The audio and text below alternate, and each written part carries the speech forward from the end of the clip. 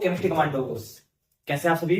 आशा करता हूँ आप सभी स्वस्थ होंगे। Myself doctor Vasant Verma आप सभी का स्वागत करता हूँ मेरे YouTube channel bonding chemistry by doctor Vasant sir. बेटा अभी तक हमने क्या कंप्लीट किया है? अभी तक हमने कंप्लीट कर लिया है कि फिजिकल प्रॉपर्टी क्या होती है मेटल नॉन मेटल की। ये पढ़ लिया बेटा केमिकल प्रॉपर्टी क्या होती है मेटल नॉन मेटल की। एक हम ले बेटा मेरे पिछले वीडियो में था। अब हम पढ़ने वाले हैं कि मेटल और नॉन मेटल कैसे रिएक्शन करते हैं। उससे पहले बेटा कुछ एक्स्ट्रा पॉइंट आपको मैं सिखा रहा हूं कि कुछ ऐसी मेटल है जो ऑक्साइड तो बनाती है पर वो ऑक्साइड सारे बेसिक नहीं होते बेटा। कुछ एसिडिक होते हैं, कुछ बेसिक होते हैं, कुछ न्यूट्रल होते हैं, कुछ एम्फीटोरिक होते हैं। हम देखने वाले हैं यहाँ पे बेटा कि हम बात कर रहे हैं ऑक्साइड की। जो ऑक्साइड में अपन देख रहे हैं बेटा बेसिक ऑक्साइड कौन सा होता है अपना? सोडियम का ऑक्साइड बेसिक होता है, मैग्नीशियम का ऑक्साइड बेसिक होता है, कैल्शियम ऑक्साइड बेसिक होता है। तो अपने देखो ना सोडियम ऑक्साइड कैल्शियम ऑक्साइड क्या है? बेसिक। नीचे दो तीन का पीएच 7 से ज्यादा होता है।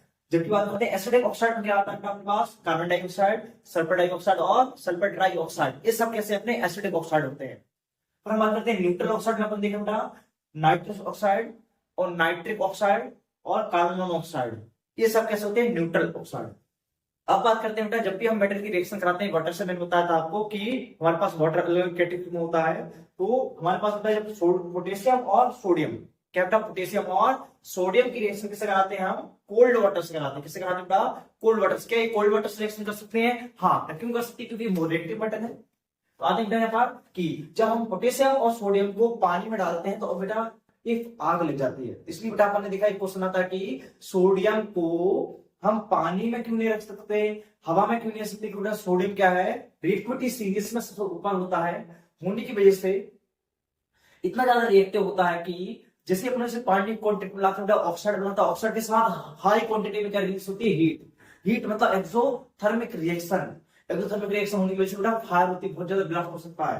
तो बेटा पोटेशियम और सोडियम ठंडे पानी से रिएक्शन करके फायर करते हैं, जबकि बात होते हैं कैल्शियम कोल्ड वाटर से रिएक्शन नहीं करता, वो नॉर्मल वाटर से रिएक्शन करता है पर फायर नहीं करता, जलता नहीं है। जबकि अपन देखते हैं कि हीट तो निकलती है, एक्सोथर्मिक रिएक्शन है। मैग्नीशियम बेटा कोल्ड वाटर से रिएक्शन नहीं करता, नॉर्मल वाटर से रिएक्शन नहीं करता, हॉट वाटर से रिएक्शन कर सकता है। तो हम देखते हैं बेटा कि पहला ठंडा पानी, फिर नॉर्मल वाटर, फिर गर्म पानी और आखिरी में स्टीम। बेटा मैग्नीशियम कोल्ड वाटर और नॉर्मल वाटर से रिएक्शन नहीं करता, किससे करता? हॉट वाटर से रिएक्शन करता है। क्या बनाता है? मैग्नीशियम ऑक्साइड, हाइड्रोजन गैस बाहर निकलती है। जबकि बेटा एल्यूमिनियम आयरन और जिंक, एल्यूमिनियम आयरन जिंक ये कोल्ड वाटर से रिएक्शन नहीं करते, नॉर्मल वाटर से रिएक्शन नहीं करते, हॉट वाटर से रिएक्शन नहीं करते। किससे करते हैं बेटा? स्टीम से। जब स्टीम से रिएक्शन करते हैं तो क्या बना? आयरन सर एल्यूमिनियम ऑक्साइड, इसे बोलते हैं एल्यूमिना। एल्यूमिनियम ऑक्साइड होता है, एल्यूमिना बनता है। ये क्या बेटा? Amphoteric oxide. अब आता है क्वेश्चन कि what is amphoteric oxide? Inside question था, क्वेश्चन नंबर 7 क्या है? What is amphoteric oxide and two example. तो बेटा इनमें से एल्यूमिनियम का ऑक्साइड भी एम्फीटोरिक होगा, आयरन का ऑक्साइड भी एम्फीटोरिक होगा, जिंक का ऑक्साइड भी एम्फीटोरिक होता है। जिंक ऑक्साइड भी क्या एम्फीटोरिक ऑक्साइड है, एल्यूमिनियम ऑक्साइड भी एम्फीटोरिक ऑक्साइड है। ये एम्फीटोरिक ऑक्साइड होता क्या है कि एक ऐसा ऑक्साइड जिसके अंदर 50% 50% एसिडिक करेक्टर होता है और 50% बेसिक करेक्टर होता है, उसे बोलते हैं अपन एम्फीटोरिक ऑक्साइड का। ये एसिड से भी रिएक्शन कर सकते हैं, ये बेस से भी रिएक्शन कर सकते हैं।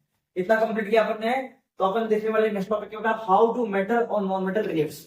मेटल और नॉन मेटल कैसे रिएक्शन करते हैं? तो हमने देखा बेटा रिएक्टिविटी सीरीज पढ़ेंगे, इसमें सेकंड पढ़ेंगे अपन property of ionic compound. Ionic compound कैसे बनते हैं मैं आपको सिखाऊंगा बेटा। पूरे आयनिक कंपाउंड कैसे बनते हैं, लुईस स्ट्रक्चर क्या होता है, ये सारी चीज सीखेंगे। आते बेटा रिएक्टिविटी सीरीज में अपन देखते हैं कि रिएक्टिविटी सीरीज में अपन है, रिएक्टिविटी सीरीज होती क्या बेटा? रिएक्टिविटी सीरीज मतलब बेटा मेटल या एलिमेंट को उनकी रिएक्टिविटी मतलब रिएक्शन के ऑर्डर के बेस पर अरेंज करना, क्या कहलाती है? Reactivity series. मूल रिएक्टिव मेटल को हम ऊपर रखते हैं, बीच में मिडिल रिएक्टिव मेटल, नीचे नॉन रिएक्टिव मेटल या लो रिएक्टिव मेटल। आते हैं बेटा पोटेशियम सबसे ज्यादा रिएक्टिव होता है, उसके बाद सोडियम, इसके बाद calcium, magnesium, aluminium, zinc, iron, lead, आता हाइड्रोजन और कॉपर, मरकुरी, वुड और प्लेटिनम। तो देखने वाले बेटा ये दो आती है हाईली रिएक्टिव मेटल में, ये बीच वाले है थोड़ा मिडिल रिएक्टिव मेटल में, मिडिल मतलब थोड़ी कम रिएक्टिव होती है। ये आती है बेटा मिडिल मतलब एल्यूमिनियम, जिंक, आयरन और लेड, ये क्या बेटा आपका मिडिल रिएक्टिव होती है। हाइड्रोजन बीच में आता था, एक नॉन मेटल एक्सेस में है, वो कॉपर, मर्क्यूरी, गोल्ड और प्लेटिनम। ठीक है, कॉपर, मरकरी, गोल्ड और प्लेटिनम, यहीं पे सिल्वर आती है। ये कैसे metal? Low reactive metal. Low reactive metal मतलब ऐसी मेटल जो एसिड से रिएक्शन नहीं करती है, उसे बोलते हैं लो रिएक्टिव मेटल। तो ऐसी मेटल जो रिएक्शन से अच्छे से रिएक्शन करती है वो उसे बोलते हैं हाई रिएक्टिव मेटल। तो अपन देख चुके बेटा कि रिएक्टिविटी सीरीज क्या है। रिएक्टिविटी सीरीज मतलब एलिमेंट को उनकी क्रियाशीलता के फॉर्म में अरेंज करना कहलाता है रिएक्टिविटी सीरीज। हमने मेटल को अरेंज किया। सबसे ज्यादा रिएक्टिव कौन होता है? पोटेशियम। बोलो कौन सी होती है? Potassium square, sodium square, calcium, फिर magnesium square, aluminium square, zinc, फिर आयरन, फिर स्क्वायर लेड। आते बेटा हार्डन के नीचे कौन है? कॉपर, मरकरी, सिल्वर, गोल्ड और प्लेटिनम। ये सब क्या बेटा अपनी लो रिएक्टिव मेटल होती है। तो देखते हैं अपन टॉप से बॉटम जाने पर रिएक्टिविटी कम होती जाती है। Highly reactive, middle reactive, low reactive. अब चलते हैं ionic property of ionic compound. Ionic compound का एक नाम होता है इलेक्ट्रोवैलेंट बॉन्ड। क्या होता है आयनिक कंपाउंड का एक नाम है इलेक्ट्रोवैलेंट बॉन्ड। इलेक्ट्रोवैलेंट बॉन्ड बनते कैसे बेटा? ये तब बनते हैं जब एक मेटल इलेक्ट्रॉन डोनेट करती है और उसने नॉन मेटल गेन कर लेती है। इसका क्या पॉजिटिव इस बार नेगेटिव। ये क्या है? आयनिक कंपाउंड। आयनिक कंपाउंड का मतलब बेटा ऐसा कंपाउंड जो इलेक्ट्रॉन के 100% ट्रांसफर से बनता है। इसमें मेटल इलेक्ट्रॉन देता है, नॉन इलेक्ट्रॉन लेता है। मेटल इलेक्ट्रॉन देगा और नॉन मेटल इलेक्ट्रॉन लेगा, दोनों के बीच में ट्रांसफर होगा किसका? इलेक्ट्रॉन। कौन सा बन रहा है? Ionic bond. अब आयनिक बॉन्ड जब बनता है बेटा तो जो कंपाउंड बनते हैं वो वाटर सॉल्युबल होते हैं बेटा, पानी में आसानी से हो सकते हैं। क्योंकि जब अपन किसी आयनिक कंपाउंड को वाटर में डिसॉल्व करते हैं तो वो आयनिक फॉर्म में टूट जाता है। जो आयनिक फॉर्म में टूट जाता है बेटा वो इलेक्ट्रिसिटी कंडक्ट कर सकता है। आयनिक कंपाउंड इलेक्ट्रिसिटी को अच्छे से कंडक्ट करते हैं। क्यों? क्योंकि बेटा उनके अंदर आयन होते हैं। आयन क्या करते हैं? करंट लेकर उसे ट्रेवल कराते हैं और उसे पोल तक ले जाते हैं। तो आते हैं बेटा पहले फिजिकल प्रॉपर्टी। हमने देखा फिजिकल नेचर के बेटा जितने भी आयनिक कंपाउंड कैसे होते हैं? सॉलिड होते हैं। कैसे होते हैं? सॉलिड होते हैं। सॉलिड बेटा हार्ड होते हैं। जबकि इन पर पॉजिटिव नेगेटिव चार्ज दोनों होता है। यदि अपन इनको हथौड़ा मारेंगे तो ब्रिटल मतलब टूट जाते हैं, बिखर जाते हैं। जैसे अपन एक नमक का दाना लें उसको चम्मच मारेंगे ना फूट जाता है, उसे बोलते हैं ब्रिटल। तो आप कैसे होंगे? सॉलिड होते हैं, हार्ड होते हैं, इसमें पॉजिटिव चार्ज नेगेटिव चार्ज दोनों होता है, आयनिक फॉर्म होते हैं और ब्रिटल होते हैं। आते बेटा सेकंड मेल्टिंग पॉइंट और बॉइलिंग पॉइंट। बेटा मेल्टिंग पॉइंट और बॉइलिंग पॉइंट बहुत ज्यादा होते हैं क्योंकि इनके बीच में स्ट्रॉन्ग क्या होता है? स्ट्रॉन्ग इंटर आयनिक बॉन्ड होता है या स्ट्रॉन्ग इंटर बॉन्ड होता है। तो बेटा स्ट्रॉन्ग इंटर आयनिक अट्रैक्शन फोर्स लगता है जिससे सोडियम क्लोरीन को खींचेगा और मजबूती से बॉन्ड बना रहेगा। सॉल्युबिलिटी क्या होता है? सॉल्युबिलिटी में अपन क्या देखेंगे? ये वाटर सॉल्युबल होते हैं, ये पानी में घुल जाते हैं, जबकि ये केरोसिन और पेट्रोल में नहीं घुलते हैं। क्यों? बेटा जितने भी आयनिक कंपाउंड होते हैं पोल होते हैं। क्या होते हैं? पोल्स होते हैं। क्या होते हैं बेटा? पोल्स। जैसे मैंने NaCl लिखा है यहाँ पर NaCl। देखो बेटा Na पर भी चार्ज, Cl पर भी चार्ज, एक पॉजिटिव पोल एक नेगेटिव पोल। तो बेटा पोल को घोलने के लिए क्या चाहिए होता है? मुझे पोलर सॉल्वेंट। क्या चाहिए होता है? पोलर सॉल्वेंट को। वाटर कैसा होता है? एक पोलर सॉल्वेंट होता है जो आसानी से नमक को घोल सकता है, जबकि केरोसिन और पेट्रोल नॉन पोलर सॉल्वेंट है, इसलिए यहाँ नमक नहीं घुलता बेटा। शक्कर और नमक कभी भी पेट्रोल डीजल में नहीं घुलते हैं। अपन घर से कर सकते हैं, एक चम्मच में तेल लेना घर पर, ठीक, खाने वाले तेल, उसमें एक दाना शक्कर डाल देंगे, नहीं घुलेगा क्योंकि वो नॉन पोलर सॉल्वेंट है। आते बेटा क्या है? Conduction of electricity. तो यहाँ पर जो आयनिक कंपाउंड होते हैं वो गुड कंडक्टर होते हैं इलेक्ट्रिसिटी और हीट के, जबकि बेटा वो कौन सी स्टेट में होते हैं? ये बेटा इक्वस फॉर्म में हो सकते हैं, वो मेल्टन बेटा। जब हम इन्हें पानी में मिलाएंगे तब इलेक्ट्रिसिटी कंडक्ट करते हैं, जब हम इन्हें पिघलाएंगे तब इलेक्ट्रिसिटी कंडक्ट करते हैं बेटा। कभी भी नमक सॉलिड स्टेट में कि मैं नमक लूं, नमक की एक लंबी सी डोरी बना लूं, करंट वो फ्लो नहीं करा सकता। तो आयनिक कंपाउंड मेल्टन फॉर्म में, आयनिक कंपाउंड लिक्विड फॉर्म में, आयनिक कंपाउंड इक्वस फॉर्म में इलेक्ट्रिसिटी कंडक्ट करते हैं, सॉलिड फॉर्म में कंडक्ट नहीं करते हैं। क्यों? क्योंकि बेटा सॉलिड फॉर्म में आयंस प्रेजेंस नहीं होते हैं। आयंस कब होते हैं बेटा? जब हम उसे एक्वस सॉल्यूशन में घोलेंगे तब आयंस आते हैं। तो हमने क्या कवर किया बेटा? देखा एक्स्ट्रा ऑक्साइड देखे क्या होते हैं, बेसिक क्या होते हैं, एसिडिक क्या होते हैं, न्यूट्रल। तो हमने देखा बेटा कि कैसे वाटर के साथ रिएक्शन होता है, कौन हॉट वाटर के साथ रिएक्शन करेगा, कौन कोल्ड के साथ, कौन स्टीम के साथ, ये सारी चीजें देखी। तो हमने रिएक्टिविटी सीरीज देखी कैसे बनी होती है। आखिरी में हमने देखा यहाँ पर कि आयनिक कंपाउंड क्या होते हैं, उनकी केमिकल प्रॉपर्टी क्या होती है। अब हम नेक्स्ट टॉपिक पढ़ने वाले हैं अकरेंसेस ऑफ मेटल। तब तक बने रहिए और मेरे YouTube चैनल को बेटा सब्सक्राइब कर लीजिए। मैं सारे कॉन्सेप्ट आपको सिखा दूंगा, यहाँ तक बेटा जो भी नीट और जेईई में एग्जाम में क्वेश्चंस आते हैं वो भी मैं आपको सिखाऊंगा, क्योंकि मैं खुद नीट एक्सपीरियंस हूँ। ठीक है, नीट मैं सिलेक्ट हुआ हूँ, क्वालिफाइड नहीं था, सिलेक्ट हुआ हूँ। अभी इस समय पे नाउडेज मैं एमबीबीएस कर रहा हूँ, प्री फाइनल ईयर का स्टूडेंट हूँ। तो बेटा आपको हर चीज मैं बेसिक से बताऊंगा कि क्या बेसिक चाहिए होते हैं, इसलिए बने रहिए मेरे साथ और सारी चीजें सीखते रहिए। ठीक है, तो आते हैं अपने यहाँ पर नेक्स्ट टॉपिक के पढ़ने वाले हैं अकरेंसेस ऑफ मेटल। तब तक आप इसे राइट डाउन कीजिए, लिखिए।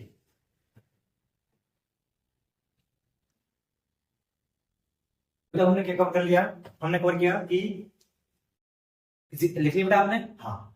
अब हमने फिजिकल प्रॉपर्टी पढ़ ली बेटा, केमिकल प्रॉपर्टी कंप्लीट हो चुकी है, मेटल कैसे रिएक्शन करती है नॉन मेटल के साथ कवर कर चुके हैं।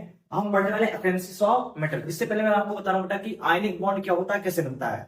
तो थोड़ी सी चीज यहाँ पर आयनिक बॉन्ड पर देखने वाले बेटा। तो आयनिक बॉन्ड में मेटल इलेक्ट्रॉन डोनेट करता हूँ। मेटल कितने इलेक्ट्रॉन डोनेट करता है बेटा, जितने इलेक्ट्रॉन उसके पास एक्स्ट्रा होते हैं, जिसको बोलते हैं बैलेंस इलेक्ट्रॉन। जैसे यहाँ पर एक इलेक्ट्रॉन एक्स्ट्रा था, बाहर निकाल दिया, तो सोडियम ने एक इलेक्ट्रॉन डोनेट किया, क्या बना सोडियम प्लस। और क्लोरीन को एक इलेक्ट्रॉन चाहिए बेटा, क्योंकि यहाँ पर 8 इलेक्ट्रॉन होते हैं, ऑक्टेट पूरा हो जाता है। ऑक्टेट मतलब स्टेबिलिटी, डबल गैस कॉन्फिगरेशन होता है। तो इसने एक इलेक्ट्रॉन गेन किया बेटा, क्या बना क्लोराइड।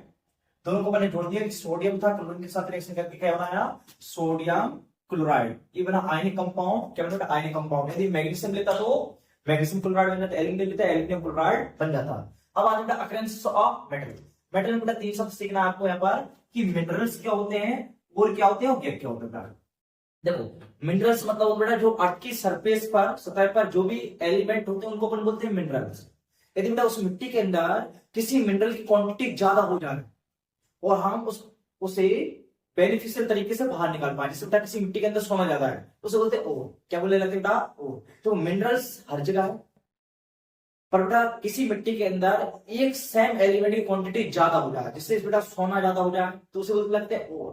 क्या बोले लगते बेटा ओर। और क्या है कि किसी मिट्टी के अंदर किसी भी एक पार्टिकुलर एलिमेंट की क्वांटिटी ज्यादा है तो उसे बोलते हैं ओर। बेटा जब हम ओर निकालते हैं तो मिट्टी निकालना अपना ओर, उसके अंदर जो धूल मिट्टी मिली हुई है, कंकड़ पत्थर मिले हुए हैं, दूसरी मेटल मिली हुई, उसे बोलते हैं गैस। तो जो भी ओर के अंदर जो भी इंप्योरिटीज होती है, जो गंदगी होती है, उसे बोलते हैं अपन गैस। क्या बोलते हैं गैस। अब आते हैं यहाँ पर ओर। हमारे पास क्या मिलेगा बेटा सबसे ओर, हम उसको ओर को लेकर आएंगे। तो बेटा सबसे पहले अपन उसे धोते हैं, वॉशिंग करेंगे, फिर उसे बिनोइंग करते हैं बेटा, बिनोइंग मतलब उसे बीनते हैं, फिर हम उसे मैग्नेटिक बेल्ट को घुमाते हैं, जिससे कि जितनी भी इंप्योरिटीज है हट जाए। इसे होते हैं कॉन्सेंट्रेशन ऑफ ओर।